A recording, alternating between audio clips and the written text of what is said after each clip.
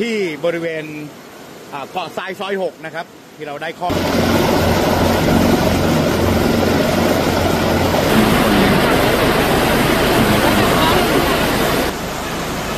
ติดอยู่ไหนติดคนติดอยู่ไหนไปทางยังไงอ่ะ